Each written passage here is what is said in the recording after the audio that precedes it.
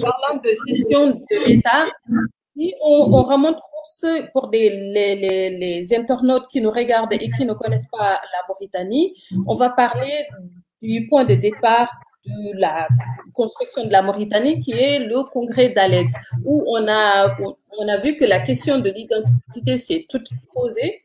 Les Noirs ont bien établi comment eux, ils voyaient la Mauritanie, que chacun sa langue, sa culture, et il avait déjà peur d'être arabisé.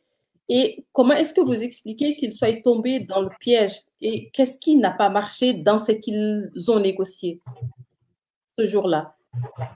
Vous savez, je ne vais pas rentrer dans les détails, mais tout ça, on peut le résumer en un seul mot.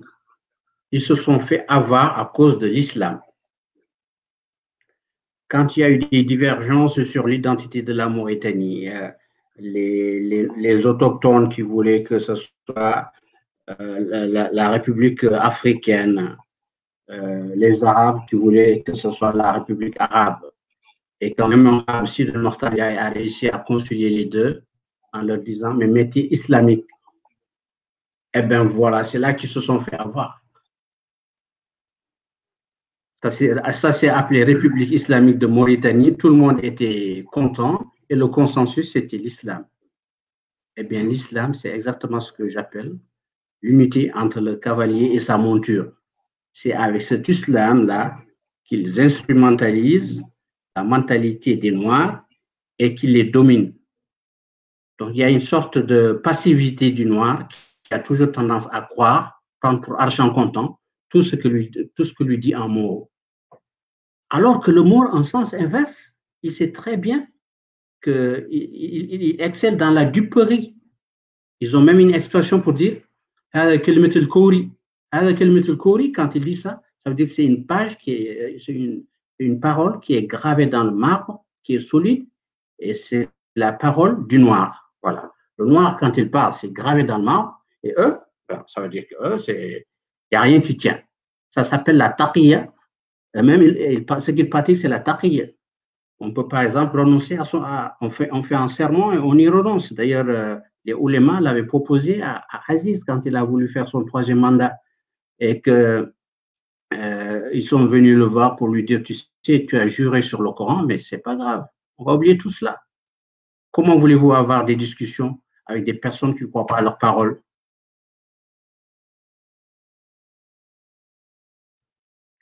Je ne parle même pas du contenu du dialogue. Je parle déjà d'abord le principe de vérité. Quand il n'est pas là, ça ne sert à rien de faire le dialogue. Et tous les dialogues en Mauritanie vont échouer pour cette raison-là. Tous. Parce que pour les Maures, la politique, c'est juste un jeu. C'est un jeu, ils s'amusent. On est dans une cour de récré, il faut qu'il y ait des jeux pour tout le monde. On va dire c'est l'opposition, ils jouent avec l'opposition. Mais eux, ce qui compte, c'est de garder le butin et les esclaves. Parce que c'est pour cela qu'ils sont venus dans ces contrées jadis. Uniquement. Ils n'ont islamisé personne ici. Personne. Ils ont trouvé, on était déjà musulmans. Et pourtant, ils ont continué à esclavagiser. Voilà. Ils sont venus pour deux butins, les esclaves. Aujourd'hui, ils ont les deux. Les butins, c'est toutes les ressources du pays, et les esclaves, ce sont les haratines et les autochtones. Pourquoi voulez-vous que change ce système? Vous allez vous noyer dans des revendications. Ah, nous ne sommes pas recensés, mais tu es pauvre, tu n'as pas de quoi manger à midi, que tu aies une carte d'identité ou pas. Qu'est-ce que ça va changer à ton sort? Pourquoi tu ne te battrais pas? Pourquoi tu ne fais pas une manif déjà pour manger à ta faim? Donc, c'est des revendications bidons. On va continuer avec des revendications bidons.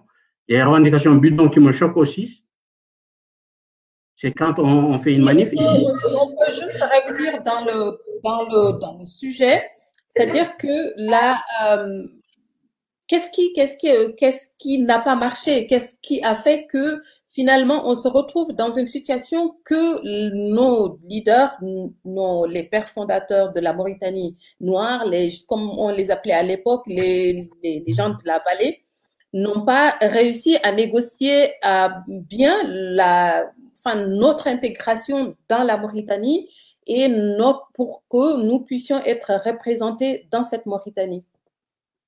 Bon, pourquoi ça n'a pas marché? Je t'ai dit l'islam. C'est l'islam instrumentalisé par ces Arabes bédouins pour dominer les Noirs et les réduire en esclaves. Ça, c'est la raison numéro un, et je dirais pas que c'est la seule, mais c'est la principale. En même temps, il y a les Soninké, les Bambara, ils avaient aussi des esclaves. Ils étaient islamisés déjà avant et ils avaient des esclaves. Non, ce n'est pas pareil. Ce n'est pas pareil. L'esclavage chez un Maure, c'est par exemple, j'ai le droit de castrer le mâle. Je le castre. J'ai le droit de violer l'esclave. Mes enfants peuvent violer l'esclave que j'ai violé. Donc, on ne parle pas du tout de... C'est un code de l'esclavage qui a été codifié par leur ouléma après le décès du prophète et pour justifier la traite arabo-musulmane qui a fait plus de ravages que la traite négrière menée par les Occidentaux.